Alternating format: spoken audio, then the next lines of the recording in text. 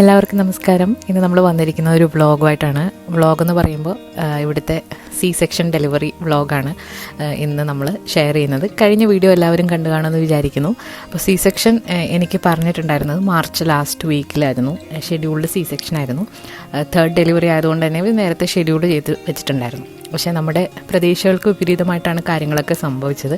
അപ്പോൾ അതെന്താണെന്നുള്ളത് വഴിയെ പറയാം. ഇപ്പോൾ ഡെലിവറി വ്ളോഗിന് മുന്നായിട്ട് നമ്മൾ കുറച്ച് കാര്യങ്ങളൊന്ന് ഷെയർ ചെയ്യുകയാണ്. അപ്പോൾ ഈ പ്രഗ്നൻസി സ്റ്റാർട്ട് ചെയ്ത സമയത്ത് എനിക്ക് പ്രഗ്നൻസിയുടേതായിട്ട് വലിയ ബുദ്ധിമുട്ടുകളൊന്നും ഇല്ലായിരുന്നു. എങ്കിൽ കൂടി ചില പുതിയ പ്രശ്നങ്ങളൊക്കെ വന്നു. അപ്പോൾ എനിക്ക് ആദ്യമായിട്ട് വന്നത് പല്ലിൻ്റെ ഒരു പ്രശ്നമാണ്. ഒരു ഹിഡൻ ഇൻഫെക്ഷൻ എനിക്ക് കുറേ നാൾ കൊണ്ട് എൻ്റെ ബോഡിയിലുണ്ടായിരുന്നു. അപ്പോൾ അതെന്താണെന്ന് കണ്ടുപിടിച്ചിട്ടില്ലായിരുന്നു. അപ്പോൾ ഈ പ്രഗ്നൻ്റ് ആയി കഴിഞ്ഞപ്പോഴാണ് അത് പല്ലിലാണ് എന്ന് കണ്ടുപിടിക്കുന്നത്. അപ്പോൾ അക്യൂട്ടായിട്ടുള്ള പെയിനായിരുന്നു. അപ്പോൾ ഒരു 3 മണി സമയമൊക്കെ ആകുമ്പോൾ ഭയങ്കര പെയിൻ വന്നിട്ട് എമർജൻസിയിലേക്ക് പോയി. പിന്നെ പല്ലിൻ്റെ അപ്പോയിൻമെൻറ്റ്സ് ആയിരുന്നു കൂടുതലും. അങ്ങനെ റൂട്ട് കനാൽ ചെയ്യാൻ നോക്കിയിട്ട് റൂട്ട് കനാൽ ചെയ്യാൻ പറ്റിയില്ല. ആ ഒരു സിറ്റുവേഷനായിരുന്നു. അങ്ങനെ അതെങ്ങനെയൊക്കെയോ സോൾവായി. അപ്പോൾ അത് കഴിഞ്ഞിട്ട് പിന്നെ ഒന്ന് ശാന്തമായി.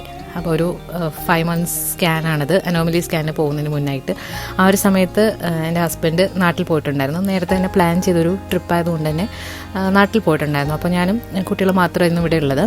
അപ്പോൾ ആ ഒരു സമയത്തായിരുന്നു അനോമലി സ്കാനിങ്ങും കാര്യങ്ങളുമൊക്കെ. ഇവിടെ സ്കാനിങ് റൂമിൽ ഫോൺ അലൗഡ് അല്ല, അതുകൊണ്ട് അതിൻ്റെ വീഡിയോസൊന്നും എടുക്കാനായിട്ട് പറ്റിയില്ല.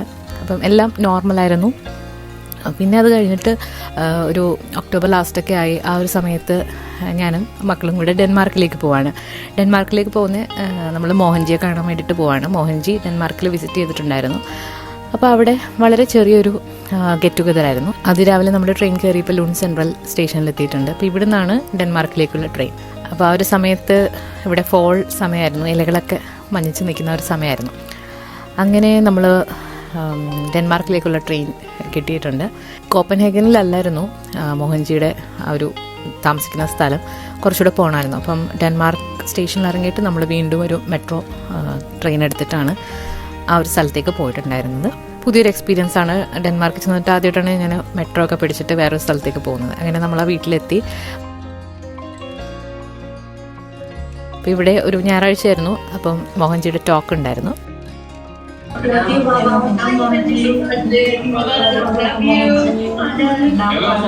എല്ലാ ഞായറാഴ്ചയും ലൈവ് സെഷൻസ് ഉണ്ടാവാറുണ്ട്. അപ്പോൾ നമുക്ക് ക്വസ്റ്റ്യൻസ് ഒക്കെ മോഹൻജിയോട് ചോദിക്കാം. അപ്പോൾ അതിൻ്റെ കൂടുതൽ ഡീറ്റെയിൽസ് വേണമെന്നുള്ള ഒരു ഡിസ്ക്രിപ്ഷൻ ബോക്സ് ചെക്ക് ചെയ്യുക. അപ്പോൾ അതിൽ ലിങ്ക് ഞാൻ മെൻഷൻ ചെയ്യാം. വളരെ നല്ലൊരു ഇൻട്രാക്റ്റീവ് സെഷനായിരുന്നു. വളരെ കുറച്ച് ആളുകൾ മാത്രം ഉണ്ടായിരുന്നുകൊണ്ട് കുറച്ചധികം നേരം നമുക്ക് സ്പെൻഡ് ചെയ്യാനും ഒക്കെ പറ്റി. വളരെ നല്ലൊരു എക്സ്പീരിയൻസ് ആയിരുന്നു. അങ്ങനെ നമ്മൾ ഏകദേശം വൈകുന്നേരമൊക്കെ ആയപ്പോഴത്തേക്കാണ് തിരിച്ച് സ്വീഡനിലേക്ക് പോവാണ്. ഫുഡൊക്കെ അവർ പ്രൊവൈഡ് ചെയ്തിട്ടുണ്ടായിരുന്നു. ഭയങ്കര നല്ലൊരു സെഷനായിരുന്നു. പിന്നെ ഇതിപ്പോൾ എൻ്റെ ബർത്ത്ഡേ പിക്ചേഴ്സാണ്. അപ്പോൾ ആ സമയത്താണ് ബർത്ത്ഡേ ഒക്കെ നടന്നിട്ടുണ്ടായിരുന്നത്. അപ്പോൾ ചെറിയൊരു കേക്ക് കട്ടിങ് കാര്യങ്ങളൊക്കെ ആയിട്ട് കുറച്ച് ഫോട്ടോസൊക്കെ എടുത്തു. ബർത്ത്ഡേ ഒക്കെ ആയപ്പോഴത്തേക്ക് എൻ്റെ ഹസ്ബൻഡ് തിരിച്ച് നാട്ടിൽ നിന്ന് വന്നിട്ടുണ്ടായിരുന്നു. അങ്ങനെ അത്യാവശ്യം കുഴപ്പമില്ലാതെ പ്രഗ്നൻസി പോയി. പ്രഗ്നൻസി റിലേറ്റഡ് ആയിട്ട് കുറച്ച് ക്ഷീണവും കാര്യങ്ങളൊക്കെ ഉണ്ടായിരുന്നു. പക്ഷേ വോമിറ്റിങ് അങ്ങനെയൊന്നും ഇല്ലായിരുന്നു. ഫുഡൊക്കെ കഴിക്കാനായിട്ട് വലിയ ഇൻട്രസ്റ്റ് ഒന്നും ഇല്ലായിരുന്നു. എങ്കിലും മാക്സിമം നമ്മൾ ബാലൻസ്ഡ് ആയിട്ടുള്ള ഹെൽത്തി ആയിട്ടുള്ള മീൽസ് ആയിരുന്നു കഴിച്ചിട്ടുണ്ടായിരുന്നത്. അതുപോലെ തന്നെ ഒരു 10 ആഴ്ച ആയപ്പോഴത്തേക്ക് നമ്മൾ പ്രഗ്നൻസിയിൽ നമ്മളിപ്പോൾ ഡയബറ്റീസ് നോക്കുമല്ലോ, അങ്ങനെ ചെറുതായിട്ടൊരു ബോർഡറിൽ വന്ന സമയത്ത് ഫുഡൊന്ന് കൺട്രോൾ ചെയ്യാൻ പറഞ്ഞിട്ടുണ്ടായിരുന്നു. അതോടൊപ്പം തന്നെ നമ്മുടെ ഹോസ്പിറ്റലിൽ നിന്ന് അവർ ഷുഗർ ചെക്ക് ചെയ്യാനുള്ള കിറ്റ് അവർ പ്രൊവൈഡ് ചെയ്തിട്ടുണ്ടായിരുന്നു. അപ്പോൾ എന്നൊരു 7 തവണ ഷുഗർ ചെക്ക് ചെയ്തു. അപ്പം ഇൻസുലിൻ ഒന്നും എടുക്കേണ്ടി വന്നില്ല. ഫുഡ് കൺട്രോൾ വഴി അത് ലെവലായി. പക്ഷേ മെറ്റ്ഫോമിൻ ടാബ്ലറ്റ്സ് കഴിക്കുന്നുണ്ടായിരുന്നു. അപ്പോൾ മെറ്റ്ഫോമിൻ കഴിച്ചതുകൊണ്ട് തന്നെ എനിക്ക് അത്യാവശ്യം നല്ലതായിട്ട് അസിഡിറ്റി ഉണ്ടായിരുന്നു, നെഞ്ചരിച്ചിൽ പോലെ. അപ്പോൾ അതിന് വേണ്ടിയിട്ട് അസിഡിറ്റി കുറയ്ക്കാൻ വേണ്ടിയുള്ള ടാബ്ലറ്റ്സ് ഒന്നും കഴിക്കുന്നുണ്ടായിരുന്നില്ല. അപ്പോൾ സിവിയർ അസിഡിറ്റി കാരണം ഒരു ദിവസം ഞാൻ രാവിലെ ബ്രേക്ക്ഫാസ്റ്റ് കഴിച്ചതിന് ശേഷം ഒന്ന് വോമിറ്റ് ചെയ്തു. വോമിറ്റ് ചെയ്തപ്പോൾ കുറച്ചധികം ബ്ലഡും കൂടെ വന്നിട്ടുണ്ടായിരുന്നു. അപ്പം കണ്ടപ്പോൾ തന്നെ നമ്മൾ പേടിച്ചു പോയി. അപ്പോൾ എമർജൻസിയിൽ വിളിച്ചപ്പോൾ അവർ ആംബുലൻസ് വിളിച്ചിട്ട് നേരെ ഹോസ്പിറ്റലിൽ വന്നോളാൻ പറഞ്ഞു. അങ്ങനെ ഇപ്പം ഹോസ്പിറ്റലിലൊക്കെ എത്തിയിട്ട് ഒരു വൈകുന്നേരമൊക്കെ ആയപ്പോഴാണ് നമുക്ക് ഈ ഒരു റൂം കിട്ടിയതും മെയിനായിട്ടുള്ള ഡോക്ടർ വന്ന് കണ്ടത്. അങ്ങനെ അവരെ ആൻറ്റാസിഡ് തന്ന് വിട്ടു. അപ്പോൾ അത് കഴിഞ്ഞപ്പോഴത്തേക്ക് നന്നായിട്ട് ബെറ്റർ ആയിട്ടുണ്ടായിരുന്നു. പിന്നെ നമ്മൾ സ്റ്റോക്ക്ഹോമിലേക്ക് ഒരു 3-4 ദിവസത്തെ ട്രിപ്പ് പോയിട്ടുണ്ടായിരുന്നു. ക്രിസ്മസ് ആ ഒരു ടൈമിലാണ്. അപ്പോൾ അതിൻ്റെ വ്ളോഗൊക്കെ നമ്മൾ അപ്ലോഡ് ചെയ്തിട്ടുണ്ട്. കണ്ടിട്ടില്ലാത്തവർ കണ്ടു നോക്കണം. അത്യാവശ്യം കുഴപ്പമില്ലാത്തൊരു ട്രിപ്പായിരുന്നു. നമ്മൾ നന്നായിട്ട് റെസ്റ്റൊക്കെ എടുത്ത് പതിയെ റിലാക്സ്ഡ് ആയിട്ടുള്ളൊരു ട്രിപ്പായിരുന്നു.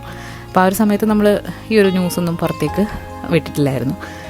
അങ്ങനെ സ്റ്റോക്ക്ഹോമിലൊക്കെ പോയിട്ട് തിരിച്ച് വന്ന് അത്യാവശ്യം കുഴപ്പമില്ലാതെ കാര്യങ്ങളൊക്കെ മുന്നോട്ട് പോയിക്കൊണ്ടിരിക്കുകയായിരുന്നു. അങ്ങനെ ജനുവരി എൻഡൊക്കെ ആയപ്പോഴത്തേക്ക് നമ്മൾ മെറ്റേണിറ്റി ഷൂട്ട് നേരത്തെ തന്നെ ബുക്ക് ചെയ്തിട്ടുണ്ടായിരുന്നു. അപ്പോൾ അത് നടത്താനായിട്ട് ഉള്ള കാര്യങ്ങളൊക്കെ ചെയ്തു. 30ാമത്തെ ആഴ്ചയായിരുന്നു ഈ ഒരു ഷൂട്ട്. അപ്പോൾ അത് നമ്മൾ ലുണ്ടിൽ തന്നെയുള്ള വിധി എന്ന് പറഞ്ഞിട്ടുള്ള വിധി ശർമ്മ ഫോട്ടോഗ്രാഫി പുള്ളിക്കാരിയാണ് ഈ ഒരു പിക്സൊക്കെ എടുത്തിരിക്കുന്നത്. അപ്പോൾ അവരുടെ ലിങ്ക് വേണമെന്നുണ്ടെങ്കിൽ നമ്മുടെ ഇൻസ്റ്റാഗ്രാം പേജ് ഒന്ന് ചെക്ക് ചെയ്താൽ മതി. നല്ലൊരു ഷൂട്ടാണ്. ഞാൻ ഫസ്റ്റ് ടൈമാണ് പ്രഗ്നൻസി മെറ്റേണിറ്റി ഷൂട്ട് ചെയ്യുന്നത്. ഫസ്റ്റ് 2 പ്രഗ്നൻസിയിലും എനിക്ക് ഇതൊന്നും ചെയ്യാനായിട്ട് അന്ന് ആ ഒരു സമയത്ത് അതൊന്നും പറ്റിയിട്ടുണ്ടായിരുന്നില്ല. അപ്പോൾ ഈ ഒരു പ്രാവശ്യം എനിക്ക് ആ ഒരു ആഗ്രഹം സാധിച്ചു. അതുപോലെ തന്നെ എനിക്ക് ഒരുപാട് പ്ലാൻസൊക്കെ ഉണ്ടായിരുന്നു, പക്ഷെ അതൊന്നും നടന്നില്ല. അപ്പോൾ ഒരു 30 ആഴ്ച ആയപ്പോഴത്തേക്ക് നമുക്കൊരു ഗ്രോത്ത് സ്കാനിങ്ങും കൂടെ ഉണ്ടായിരുന്നു. അപ്പോൾ അതിൽ കുഴപ്പങ്ങളൊന്നും ഇല്ല. ബേബി വെയിറ്റ് ഒരു 1.4 കിലോഗ്രാം ആയിട്ടുണ്ട്. അപ്പോൾ അത്യാവശ്യം കുറച്ച് വലിയൊരു ബേബി ആയിരിക്കും എന്ന് പറഞ്ഞിട്ടുണ്ടായിരുന്നു ഫുൾ ടൈം പ്രഗ്നൻസി ആകുമ്പോഴത്തേക്ക്. അങ്ങനെ ബാക്കി കാര്യങ്ങളെല്ലാം നോർമലായിട്ട് തന്നെ ആയിരുന്നു.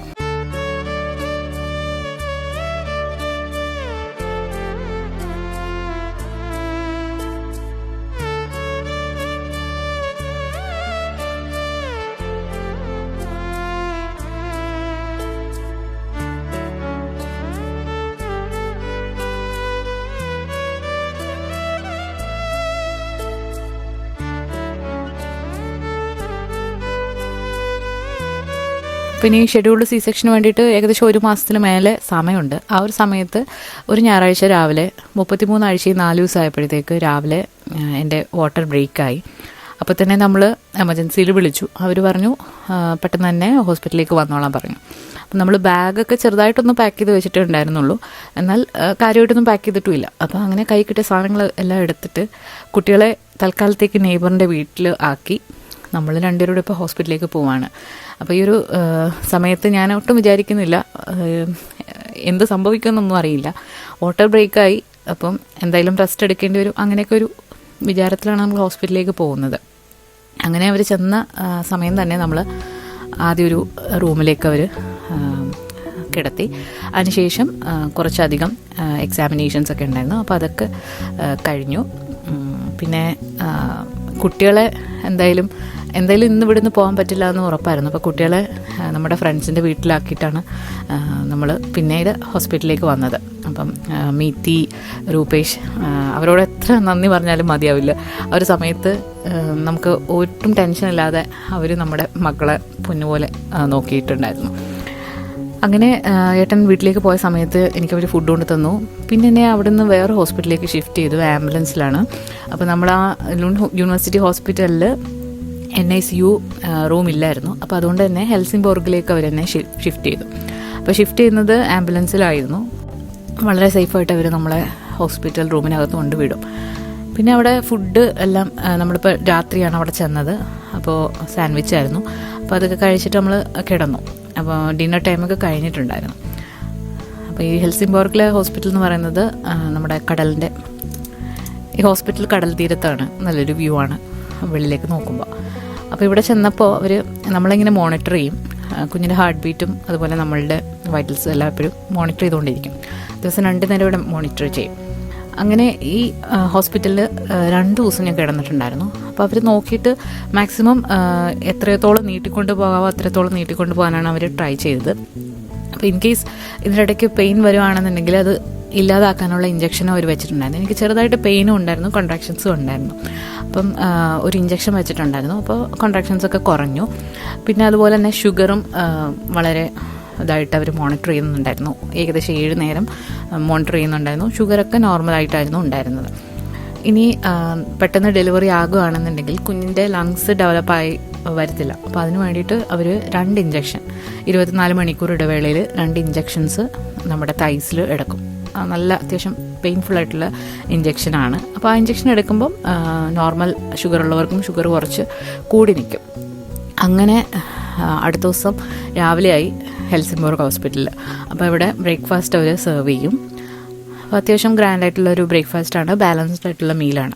ജ്യൂസും കാര്യങ്ങളും ബ്രെഡും യോഗട്ടും ഗ്രനോളയും ഒക്കെ ആയിട്ടുള്ള ബ്രേക്ക്ഫാസ്റ്റാണ്. അതുപോലെ ഉച്ചയ്ക്ക് അവർ വന്നിട്ട് നമ്മുടെ മെനു അവർ ഓർഡർ എടുക്കും. ഉച്ചയ്ക്ക് വേണ്ടിയിട്ടുള്ള മെനു ബൈസ്റ്റാൻഡർക്കും മെനു സെലക്ട് ചെയ്യാം, പക്ഷേ ബൈസ്റ്റാൻഡർക്ക് പൈസ നമ്മൾ പേ ചെയ്യണം. അപ്പോൾ അങ്ങനെ പല പല വെറൈറ്റീസ് ഉണ്ടായിരുന്നു. അങ്ങനെ രണ്ടാമത്തെ ദിവസമാണിത്. അപ്പോൾ രണ്ടാമത്തെ ദിവസം എനിക്ക് വീണ്ടും ഒരു ഇഞ്ചക്ഷൻ കൂടെ തൈസിൽ കിട്ടി. അപ്പോൾ അത് കഴിഞ്ഞപ്പോഴത്തേക്ക് നമുക്ക് ലുണ്ട് ഹോസ്പിറ്റലിൽ റൂമുണ്ടെന്ന് ഇവിടേക്ക് കോൾ വന്നു. അങ്ങനെ നമ്മൾ വീണ്ടും ആംബുലൻസിൽ ലുണ്ട് യൂണിവേഴ്സിറ്റി ഹോസ്പിറ്റലിലേക്ക് വന്നു. അപ്പോൾ ഇതാണ് അവിടെ കിട്ടിയ ആദ്യത്തെ റൂം. ഈ റൂം ഒരു ഷെയറിങ് റൂമാണ്. പക്ഷേ മറ്റേ ഒരു ബെഡിൽ ആദ്യത്തെ ദിവസം ആളില്ലായിരുന്നു, അടുത്ത ദിവസം ആയപ്പോഴത്തേക്ക് ആൾ വന്നു. അപ്പോൾ ഇവിടെ വന്നപ്പോൾ ഒരു ആശ്വാസമായി. നമ്മുടെ വീടിൻ്റെ തൊട്ടടുത്താണ് ഈ ഹോസ്പിറ്റൽ. അങ്ങനെ എനിക്ക് മാത്രമേ അവിടെ സ്റ്റേ ചെയ്യാൻ പറ്റുള്ളൂ, കാരണം ഇതൊരു ഷെയറിങ് റൂം ആയതുകൊണ്ട്. അപ്പോൾ ഞാൻ ഒറ്റയ്ക്കായിരുന്നു വന്ന് അവിടെ ഉണ്ടായിരുന്നത്. അവർ ഡിന്നർ സെർവ് ചെയ്തു. ഞാൻ വേറെ കുഴപ്പങ്ങളൊന്നും ഇല്ലാത്തതുകൊണ്ട് സുഖമായിട്ട് ഉറങ്ങി. പിന്നെ എനിക്കൊരു ഹിഡൻ ഇൻഫെക്ഷൻ ഉണ്ടായിരുന്നു, അതുകൊണ്ടാണ് വാട്ടർ ബ്രേക്ക് ആയെന്നാണ് അവർ പറഞ്ഞത്. അപ്പോൾ ആ ഒരു ഇൻഫെക്ഷന് വേണ്ടിയിട്ട് ആൻറ്റിബയോട്ടിക്സ് ഇവർ സ്റ്റാർട്ട് ചെയ്തിട്ടുണ്ടായിരുന്നു. IV ആയിട്ടാണ് ആൻറ്റിബയോട്ടിക്സ് തന്നിട്ടുണ്ടായിരുന്നത്. അങ്ങനെ അവർ 4 മണിക്കൂർ ഇടവിട്ട് വന്നിട്ട് ആൻറ്റിബയോട്ടിക്സ് തരും. അങ്ങനെയായിരുന്നു. അപ്പോൾ ഇവിടെ അത്യാവശ്യം ബോറിംഗ് ആയിരുന്നു ഒറ്റയ്ക്കായതുകൊണ്ട് തന്നെ. അപ്പോൾ അടുത്ത ദിവസം രാവിലെ ആയി ഒരു ബ്രേക്ക്ഫാസ്റ്റ് സെർവ് ചെയ്തു. 2 ഹോസ്പിറ്റലിൽ ഓൾമോസ്റ്റ് സെയിം ആണ്. ലഞ്ചും ഡിന്നറും എക്സാക്ട്ലി സെയിം ആണ്, ഡിന്നറും ലഞ്ചും.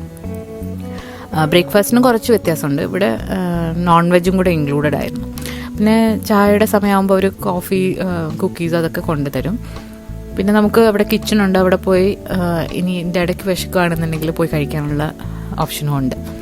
അങ്ങനെ അന്ന് അടുത്ത ദിവസമായി. അടുത്ത ദിവസം വൈകിട്ടായപ്പോഴത്തേക്ക് നമ്മുടെ അപ്പുറത്തെ ഷെയർഡ് പാർട്ടിൽ ഒരാൾ വന്നിട്ടുണ്ടായിരുന്നു. അപ്പോൾ ആ ഒരു കർട്ടൻ അവരിങ്ങനെ മൂടിയിട്ടു.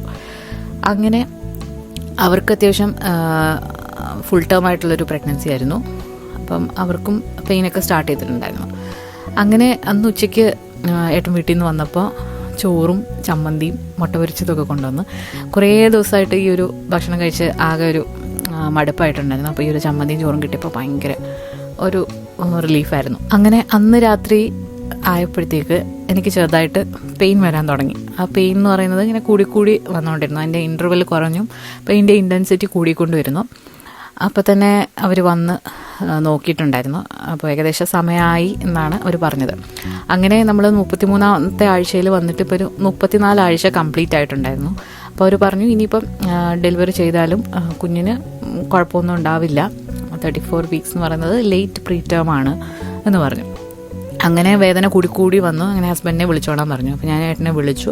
ഹസ്ബൻഡ് മക്കളെ വീട്ടിൽ കൊണ്ടുവന്നിട്ടുണ്ടായിരുന്നു. അവർ ഡിന്നറൊക്കെ ഉണ്ടാക്കി കഴിച്ചുകൊണ്ടിരിക്കുന്ന സമയത്താണ് ഞാൻ വിളിച്ച് പറയുന്നത്. അങ്ങനെ പെട്ടെന്ന് തന്നെ ഏട്ടൻ വന്നു, മക്കളെ ഫ്രണ്ട്സിൻ്റെ വീട്ടിലാക്കിയിട്ട് വന്നു. അങ്ങനെ വേദന കൂടി വന്നു. അവർ പറഞ്ഞു രാത്രി ഒരു 11:30 ഒക്കെ ആകുമ്പോഴത്തേക്ക് നമുക്ക് തിയേറ്ററിലേക്ക് പോകാം എന്ന് പറഞ്ഞിട്ടുണ്ടായിരുന്നു. അങ്ങനെ C-സെക്ഷന് വേണ്ടിയിട്ടുള്ള പ്രിപ്പറേഷൻസൊക്കെ അവർ ചെയ്യാൻ തുടങ്ങി.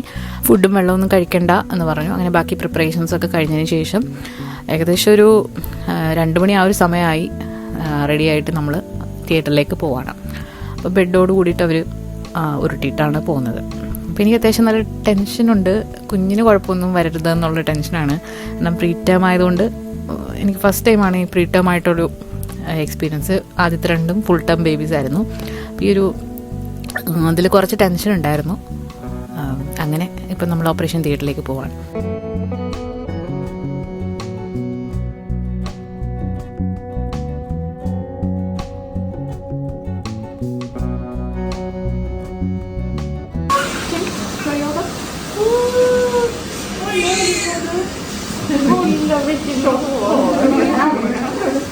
You have a lot of dark hair.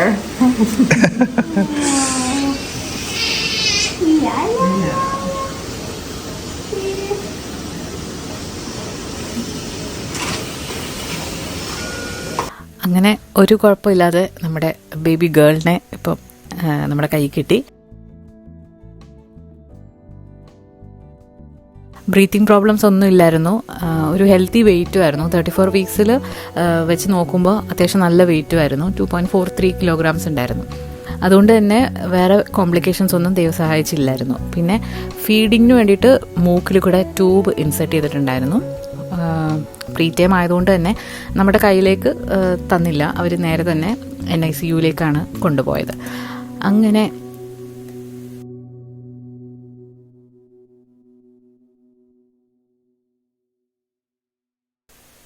ഇതിപ്പോൾ രാവിലെ ആയിട്ടുണ്ട്. രാവിലെ നമുക്ക് ഇവിടെ സ്വീഡനിൽ ഒരു ബ്രേക്ക്ഫാസ്റ്റ് അവർ പ്രൊവൈഡ് ചെയ്യും. ഡെലിവറി കഴിഞ്ഞിട്ട് വളരെ ഗ്രാൻഡ് ആയിട്ടുള്ളൊരു ബ്രേക്ക്ഫാസ്റ്റ്. അപ്പോൾ അത് കഴിഞ്ഞിട്ട് ലഞ്ച്. അപ്പം നമ്മുടെ ബേബി ഇപ്പോൾ NICUവിലാണ്, അവരാണ് ഫീഡ് ചെയ്യുന്നതും കാര്യങ്ങളൊക്കെ. അപ്പോൾ എനിക്ക് സി സെക്ഷൻ ആയതുകൊണ്ട് തന്നെ അതിൻ്റേതായ ബുദ്ധിമുട്ടുകളും കാര്യങ്ങളും ഉണ്ട്. അപ്പോൾ അടുത്ത ദിവസം രാവിലെ ആണ് അവരെന്നെ നടത്തിപ്പിക്കുന്നത്. നടന്ന് കഴിഞ്ഞിട്ടാണ് നമ്മൾ പിന്നെ ബേബിയൊക്കെ കാണാൻ പോയത്. അപ്പോൾ അത് കഴിഞ്ഞപ്പോഴത്തേക്ക് നമുക്ക് വേറെ ഒരു റൂം അവർ അറേഞ്ച് ചെയ്തു. അപ്പോൾ അതിൽ 2 ബെഡുണ്ട്. അപ്പം ഏട്ടനും അവിടെ സ്റ്റേ ചെയ്യാമെന്നുള്ളൊരു രീതിയിൽ ഒരു വലിയൊരു റൂമായിരുന്നു. നല്ല വെളിച്ചവും ഒക്കെയുള്ള നല്ലൊരു റൂമായിരുന്നു. ഇടയ്ക്ക് നമ്മൾ ബേബിയെ കാണാനായിട്ട് NICUവിൽ പോവും. അപ്പോൾ അവരാണ് ഫീഡ് ചെയ്യുന്നതൊക്കെ. ഫീഡ് ചെയ്യുന്നത് ബ്രസ്റ്റ് മിൽക്ക് തന്നെയാണ് ഫീഡ് ചെയ്യുന്നത്. ഡൊണേറ്റഡ് ബ്രസ്റ്റ് മിൽക്ക് അവിടെ ഉണ്ട്. അപ്പോൾ അതാണ് ഫീഡ് ചെയ്യുന്നത്. ഇപ്പോൾ സി സെക്ഷൻ ആയതുകൊണ്ട് നമുക്ക് ബ്രസ്റ്റ് മിൽക്ക് വരാൻ സമയമെടുക്കും. അതുപോലെ തന്നെ പ്രീടേം ഡെലിവറി ആയിരുന്നല്ലോ. അപ്പോൾ അവർ ബ്രസ്റ്റ് പമ്പ് പ്രൊവൈഡ് ചെയ്തിട്ടുണ്ട്. അപ്പോൾ അത് വെച്ചിട്ട് നമ്മൾ എക്സ്പ്രസ് ചെയ്തുകൊണ്ടിരിക്കണം, എങ്കിൽ മാത്രമാണ് പാല് വരിക എന്ന് അവർ പറഞ്ഞു. അങ്ങനെ നമ്മളത് ഇങ്ങനെ ട്രൈ ചെയ്തുകൊണ്ടിരുന്നു. അങ്ങനെ നമ്മളിപ്പം അവിടെ പോവും. ഇടയ്ക്ക് പോയിട്ട് നമ്മൾ ഫീഡൊക്കെ നമ്മൾ മൂക്കിക്കൂടാണ്, അപ്പോൾ സിറിഞ്ച് വഴി ഫീഡൊക്കെ ചെയ്തു. അങ്ങനെ കുഞ്ഞ് ഏകദേശം ഒന്ന് സ്റ്റേബിളായി എന്ന് ഒരു 2-3 ദിവസം കഴിഞ്ഞപ്പോഴത്തേക്ക് നമ്മൾ ഈ റൂമിൽ നിന്ന് മാറിയിട്ട് ഫാമിലി റൂം എന്ന് പറഞ്ഞിട്ടൊരു റൂം അവർ പ്രൊവൈഡ് ചെയ്യും. അപ്പോൾ അവിടെ നമ്മൾ തന്നെയാണ് കുഞ്ഞിനെ ടേക്ക് കെയർ ചെയ്യുന്നത്. അപ്പോൾ ഇതുവരെ ടേക്ക് കെയർ ചെയ്തത് അവിടുത്തെ NICU നേഴ്സസാണ്. അവരുടെ കെയർ പറയാതിരിക്കാൻ വയ്യ. NICU നേഴ്സസ് ആയാലും ഇവിടുത്തെ മിഡ്വൈഫ്സ് ആയാലും എല്ലാവരും ഭയങ്കര കെയറിങ് ആണ്. പ്രീടൈം ആയതുകൊണ്ട് തന്നെ എക്സ്ട്രാ കെയർ ആയിരുന്നു. അങ്ങനെ നമ്മളിപ്പോൾ ഫാമിലി റൂമിലേക്ക് മാറി. അപ്പോൾ ഇതാണ് ഫാമിലി റൂം. ഇത് വന്നിട്ട് അത്യാവശ്യം ചെറിയൊരു റൂമാണ്. നമുക്കൊരു ശ്വാസം മുട്ടൽ പോലെ തോന്നും, കുഞ്ഞിൻ്റെ ആ ഒരു തൊട്ടിയും കാര്യങ്ങളൊക്കെ ആയിട്ട്. അങ്ങനെ അടുത്ത ദിവസം ആയപ്പോഴത്തേക്ക് നമ്മൾ ബേബി കാണാൻ വേണ്ടിയിട്ട് പൊന്നിനെയും മുത്തിനെയും ഇവിടെ കൊണ്ടുവന്ന്. അപ്പോൾ ഇവിടെ കൊണ്ടുവന്നിട്ട് അവർ ഭയങ്കര എക്സൈറ്റഡ് ആണ്. അങ്ങനെ ഒരു ബേബി ആദ്യമായിട്ട് കാണുന്നൊരു ഇതാണ്. ഇപ്പം നമ്മൾ തന്നെയാണ് ബേബിക്ക് പാലൊക്കെ ഫീഡ് ചെയ്യുന്നത്. എനിക്ക് ചെറുതായിട്ട് പാല് വന്നു തുടങ്ങിയായിരുന്നു. അപ്പോൾ ആദ്യത്തെ ഒരു കൊളസ്ട്രോൾ മിൽക്ക് നമ്മൾ പമ്പ് ചെയ്ത് അത് ഇപ്പോൾ ഫീഡ് ചെയ്യും. എല്ലാ 2 മണിക്കൂർ ഇടവിട്ടും ഫീഡ് ചെയ്യണം. അപ്പം കുഞ്ഞിനെ വെയിറ്റൊക്കെ വെച്ചൊന്ന് ബെറ്റർ ആക്കിയതിന് ശേഷം മാത്രമേ നമുക്കിപ്പം ഹോസ്പിറ്റലിൽ നിന്ന് നമുക്ക് ഡിസ്ചാർജ് കിട്ടുകയുള്ളൂ. അതുപോലെ തന്നെ നമുക്ക് തന്നെ അത് ഹാൻഡിൽ ചെയ്യാൻ പറ്റുന്നെന്ന് അവർക്ക് ഉറപ്പ് വന്നതിന് ശേഷം മാത്രമേ അവർ നമ്മളെ ഡിസ്ചാർജ് ആക്കുകയുള്ളൂ.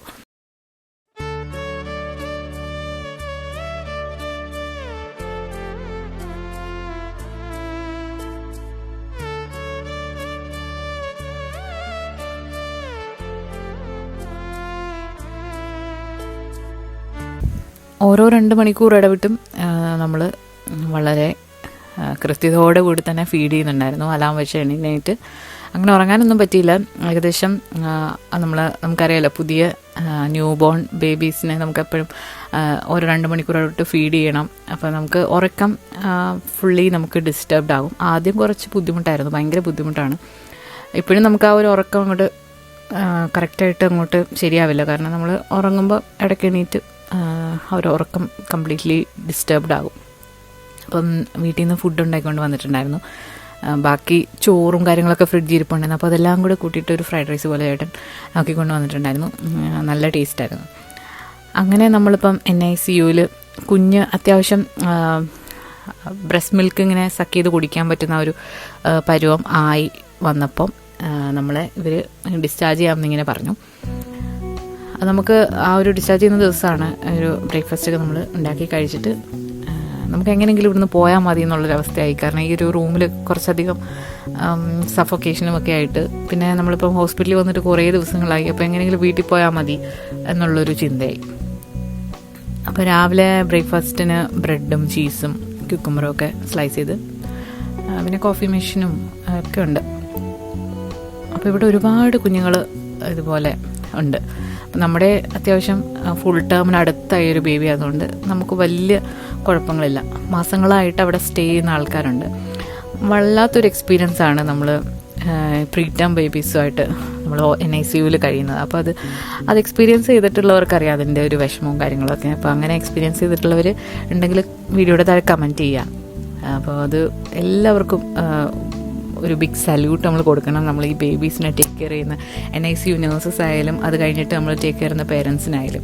അങ്ങനെ ഫൈനലി നമ്മൾ വീട്ടിലേക്ക് പോവുകയാണ്. കുഞ്ഞിനെ നന്നായിട്ട് ഡ്രസ്സപ്പൊക്കെ ചെയ്തിട്ട് കാർ സീറ്റിലൊക്കെ വെച്ചിട്ട് ഇപ്പോൾ നമ്മൾ വീട്ടിലേക്ക് പോവാണ്. പുറത്ത് അത്യാവശ്യം നല്ല തണുപ്പായതുകൊണ്ട് തന്നെ നന്നായിട്ട് തന്നെ കവർ ചെയ്തിട്ടാണ് വെച്ചിട്ടുണ്ടായിരുന്നത്. കുഞ്ഞ് അത്യാവശ്യം ഓക്കെ ആയിട്ട് വന്ന് നമുക്കത് ഹാൻഡിൽ ചെയ്യാൻ പറ്റുന്നൊരു പരുവത്തിൽ. പക്ഷേ നമ്മളിവിടുന്ന് ഡിസ്ചാർജ് ആയെങ്കിലും ഇപ്പോഴും നമ്മൾ NICUവിൻ്റെ കെയറിൽ തന്നെയാണ്. എല്ലാ 2 ദിവസം കൂടുമ്പോഴും 2 നേഴ്സുമാർ നമ്മുടെ വീട്ടിൽ വരും. വീട്ടിൽ വന്നിട്ട് ബേബിയുടെ വെയിറ്റും ബാക്കി കാര്യങ്ങളും എല്ലാം ചെക്ക് ചെയ്തിട്ടാണ് ഉണ്ടായിരുന്നത്. അതുപോലെ തന്നെ നമ്മുടെ കുഞ്ഞിൻ്റെ ബിലിറൂബിൻ അതിങ്ങനെ ടെസ്റ്റ് ചെയ്യും. അത് കുറച്ച് കൂടി നിൽക്കുകയായിരുന്നു, പക്ഷേ ലൈറ്റൊന്നും അടിക്കേണ്ടി വന്നില്ല. പക്ഷേ അതിങ്ങനെ കൂടി നിന്നിട്ട് ഒരു 2 ആഴ്ചയൊക്കെ കഴിഞ്ഞപ്പോഴത്തേക്ക് അതിൻ്റെ വാല്യൂ നന്നായിട്ട് ഇമ്പ്രൂവായി, വാല്യൂ നന്നായിട്ട് കുറഞ്ഞു. അങ്ങനെ 3 ആഴ്ച NICU നഴ്സസ് വീട്ടിൽ വന്ന് കെയർ ചെയ്തു. അങ്ങനെ 3 ആഴ്ചയ്ക്ക് ശേഷം 37 വീക്സ് ആയപ്പോഴത്തേക്കും കുഞ്ഞിൻ്റെ മൂക്കിൽ ട്യൂബ് എടുത്തിട്ടുണ്ടായിരുന്നു. അപ്പോൾ ട്യൂബ് എടുത്ത് കഴിഞ്ഞിട്ട് പിന്നെ കുഞ്ഞല്ലാതെ പാൽ കുടിക്കാൻ തുടങ്ങി. അപ്പോഴാണ് അവർ നമ്മളെ ഡിസ്ചാർജ് ചെയ്യുന്നത്. എങ്കിലും ഡിസ്ചാർജ് ആയെങ്കിലും BBC എന്ന് പറയും, അപ്പോൾ കുഞ്ഞുങ്ങളുടെ ക്ലിനിക്കാണ്. അവിടുന്ന് നഴ്സുമാർ വന്നിട്ട് ഫോളോ അപ്പ് ചെയ്തിട്ടുണ്ടായിരുന്നു. പിന്നെ കുഞ്ഞ് ഒന്ന് സ്റ്റേബിളായി, അത്യാവശ്യം വെയിറ്റും വെച്ചു. നമ്മളിപ്പം 2 മണിക്കൂർ ഇടവിട്ട് ഫീഡ് ചെയ്യുന്നതുകൊണ്ട് തന്നെ വെയിറ്റ് നന്നായിട്ട് നല്ല ഹെൽത്തി ആയിട്ടുള്ള രീതിയിൽ വെയിറ്റ് ഇൻക്രീസ് ആയിട്ടുണ്ടായിരുന്നു. അങ്ങനെ അവർ നല്ല ഇമ്പ്രസ്ഡ് ആയിട്ട് അങ്ങനെയാണ് നമ്മളെ ഡിസ്ചാർജ് ചെയ്തത്. നമ്മൾ വീട്ടിൽ വന്ന ആ ഒരു ദിവസത്തെ കാര്യങ്ങളാണിത്. അപ്പം നമ്മളിപ്പം അറിയാലോ, പെട്ടെന്ന് നമ്മൾ ഹോസ്പിറ്റലിലേക്ക് പോയതാണ്.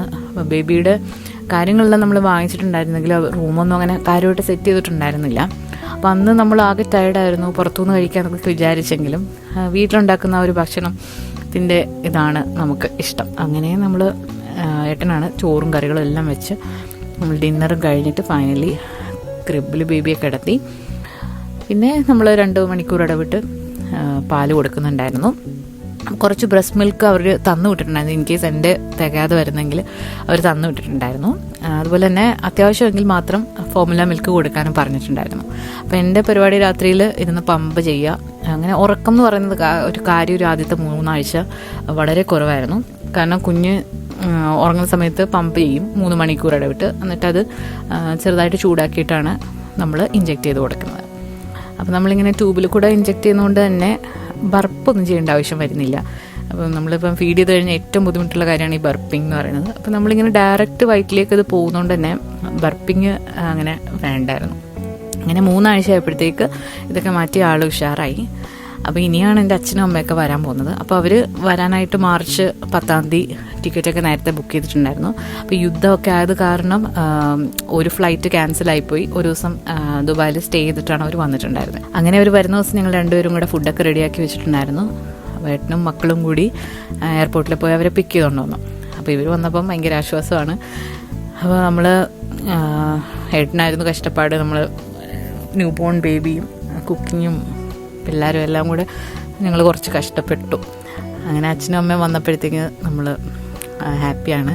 അപ്പം നമ്മുടെ പ്ലാനിങ് അനുസരിച്ച് ഇവർ വന്നതിന് ശേഷമാണ് നമ്മുടെ ഡെലിവറിയൊക്കെ നടക്കേണ്ടിയിരുന്നത്. അപ്പോൾ ഒരുപാട് പ്ലാനിങ് ഒക്കെ ഉണ്ടായിരുന്നു. പക്ഷെ നമ്മൾ പ്ലാൻ ചെയ്യുന്ന പോലെ ഒന്നും നടക്കാൻ പോകുന്നില്ല. എല്ലാം ദൈവം പ്ലാൻ ചെയ്ത് വെച്ചിട്ടുണ്ട്, അതുപോലെ മാത്രമേ നടക്കൂ.